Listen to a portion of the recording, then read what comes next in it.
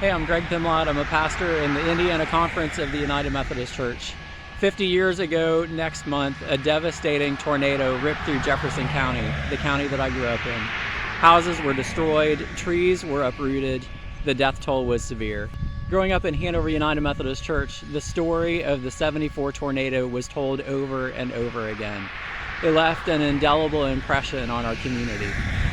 But the story that was told, at least in my church, was not just the story of the deaths, not just the story of the property lost, not just the story of trees and lives uprooted. It was also the story of volunteers from the United Methodist Committee on Relief, or UMCOR, who came and stayed at our church, slept there during the night, and spent the days helping people pick up the pieces of their lives. Thursday night, a tornado once again ripped through Jefferson County. The storm was very different. The tornado was narrower. The damage was severe when it landed, but not as widespread. Thankfully, no deaths were reported in our part of the state. But one thing that is the same is that UMCOR is back. 50 years after the tornado of '74, 36 hours after the tornado landed. They're back sleeping in our Sunday school classes, giving their time and energy to help people pick up the pieces of their lives.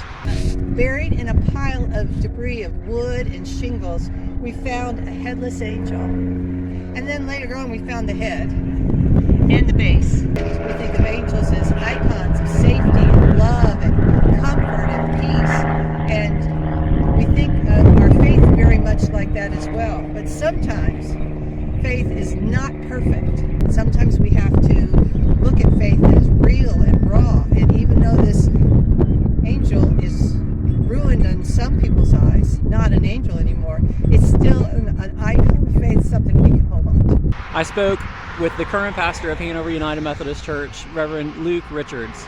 Yeah, 50 years ago, this church was a hub for relief efforts in Hanover, and we're really honored that we can do that again, that we can show the community that the church is here for the community, and that the love of Christ reaches out in times of need.